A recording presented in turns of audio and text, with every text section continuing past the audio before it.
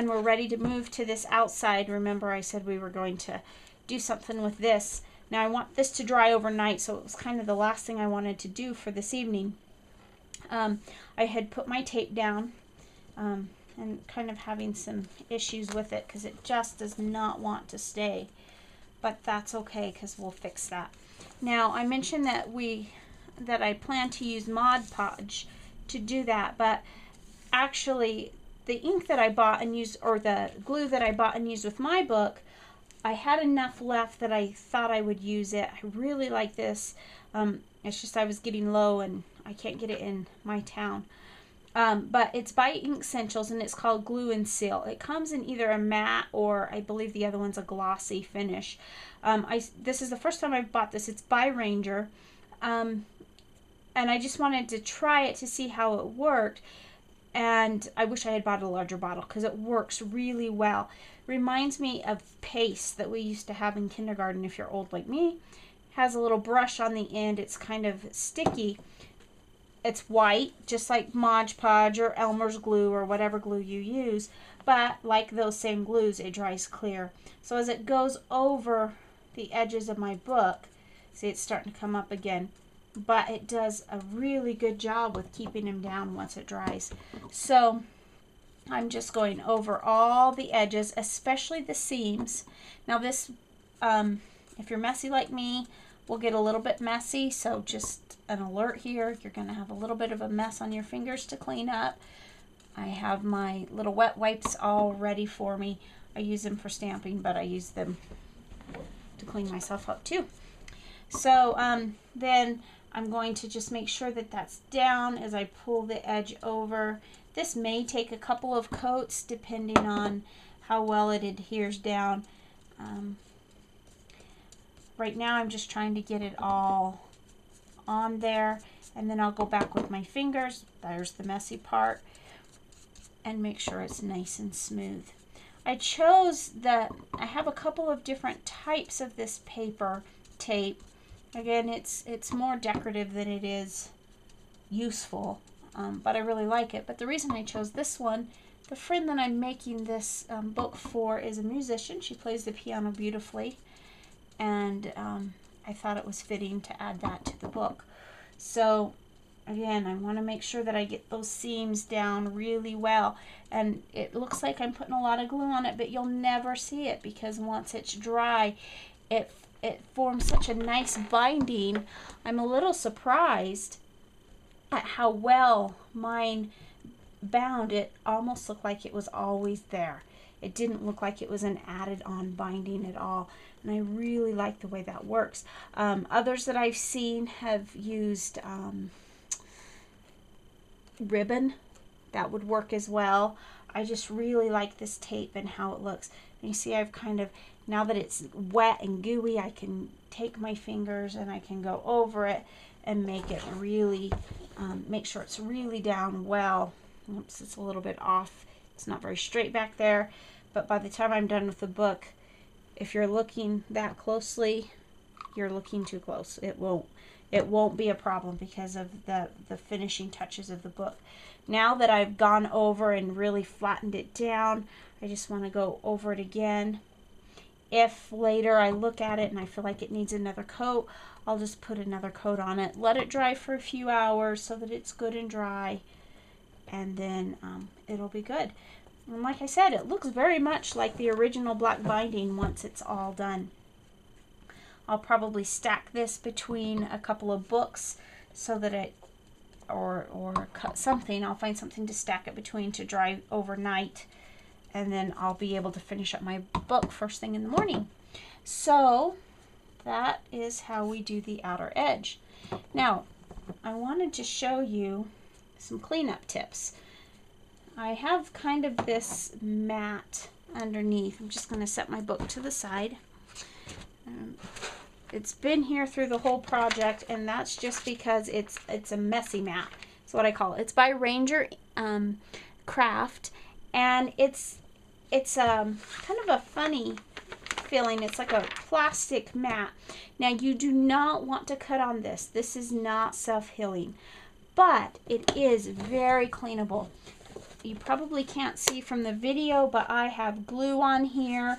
I have ink on here. My other self-healing mat is was getting pretty beat up, but you see the ink from my inking process is all over my towel, but it just wipes right off of this. It's best to store this either flat or rolled, and it just does a really good job of keeping your work surface a little bit cleaner, and you can reuse this. I have not tried it, but I did watch a review on this product and also on the box that it came in, and it says that you can even use this to heat emboss. And if you're a rubber stamper and you like to do a lot of heat embossing, and I believe you could even iron on it. So it's all nice and clean. I'll let it dry, and then tomorrow, since I won't be doing any more gluing or inking for the rest of this project, I'll just roll it up and put it away. So we will finish up this project tomorrow so I can get it to my friend, and thanks for watching. Bye.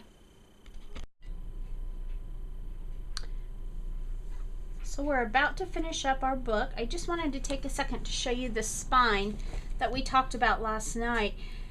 It's probably kind of hard to see on the video, but as you can, if you look real closely, it's all smoothed over. It's got a nice matte finish, and it really looks like it belonged there. There's not, the seams are there, but they're not highly noticeable. More noticeable because of the pattern. So the spine is done, and now we move to the next step. I've started working ahead on this a little bit so that you can see what I'm going to do, but it's already partway done. So what you want to do is decide which ribbon is your middle ribbon. Now I chose 7 different ribbons, and I wanted my middle ribbon to be this nice braided, the thicker one that we talked about. So that one, you're going to open up your book and you're going to find the center of your book. Now that's easier than it sounds, because composition books, the way they bind those, they actually sew a seam right down the middle halfway through. These are actually large pieces of paper just folded. So you just find the one with the seam, and that's going to be your center. You're going to lay your ribbon in the middle and close your book up. You're going to bring your ribbon around to the back, and I wanted to tie mine clear up at the top. You're going to want to tie it pretty tightly, because again, yes, it's pretty, but that's not the only reason we're doing this. We're doing this to provide some stability to our book. You want to pull it tightly, but not so tightly that it rips your binding. So there's my first one. We'll worry about the tails later. So then I took, since I had 6 other ribbons to do, I decided where I wanted to put them, just kind of randomly through the book, and we'll go through and we'll do the same thing with each one. So I will be back in just a minute, and that will be all done, and I'll show you the next step. So now that I have all the ribbons tied, you see why I wasn't too worried about the spine. The ribbons kind of make up the spine. Now I've gone ahead and closed this book because I don't want this ribbon to get in the way of the next step. I also trimmed one end of these off short, and then I left the other end long, and I'll show you why in just a minute. But I just don't want these little short ends getting in my way. Then what I did is I've chosen a few items. Now these are from Tim Holtz. These are the Journey. This key says Journey, and it's just a set of keys that he has. Then I have these little trinket pins. One says Findings, one says Snippet. They actually are like safety pins. I'll go ahead and open those up because I'm going to need those. Then I have these little, he calls them Muse charms, again from Tim Holtz. One says Wonderful, one says Unique. They have the first letter of the word that's engraved on it punched out in the middle, and they have a hole. I'm going to use all of those. And then just from Walmart, I have this little tiny heart. Now you notice that everything I have here is kind of muted. I've got bronze colored keys and kind of a pewter color, but this is shiny, and I don't want it shiny. So I'm going to set that aside. this is why I didn't put my mat away. Again, I mentioned in a previous segment how the mat will hold ink. This is my this is from Tim Holtz as well. It's an alcohol ink, and it will turn non-porous surfaces different colors. So I just apply it to the applicator, and you see the purple kind of spread, and then you just dab it on. And what it's starting to do, and it dries very, very quickly, is it just is giving my little charm, my little heart charm that I just picked up at Walmart, some dimension. I'll let that dry for just a second. Grab a set of tweezers here. Just saves my fingers from getting purple. Because I want to do both sides, because I don't want the silver to show on the back either. Now this is still shinier than some of the others, but it's it still will look better than the shiny silver did. Turn it over on the back. It's already starting to dry. I don't know what I did with my good tweezers, so I'm just using these little ones that I have. Again, you just dab it, get the top of the charm, turn it around to the back and pick up some of the back of the charm. Some of the silver will still come through, and that's okay. I just want to cover up as much as I can of it, and just turn it to this new cover. It dries. These alcohol inks dry so quickly. I can't even tell you how quickly they dry. I could probably pick it up with my fingers and it would already be mostly dry. But trying to get into the center of that charm, it may be a little more difficult. Okay, just finished dabbing that, and I'll just set that aside. I'll move my mat aside because I don't want my book to pick up the ink that's on the mat. And so now what I'm going to do with these is I'm just going to choose different ones and tie them to the bottom. Now I'm not going to tie anything to this larger one. It's a little more difficult to string things through. Now these you don't tie. These little trinket pins, you just run through because it's like a safety pin. Now I personally don't like any of my charms and things to hang lower than the edge of the book. So I will go back through then and I will cut the ribbon because I don't want it hanging lower than my book. I just don't like it that way. So I'm just going to tie different ones of these, different lengths, different charms, different lengths, different places here. Tie them all up. So there's two of them. This is a very quick process. Let's see. My little Walmart charm that I put on. Let's put that one on the tan one since it's purple. And just run that through. It's a little bit tighter fit. Run that up a little higher. Tie them all on. Now, just a couple of more steps and our book will be completely finished.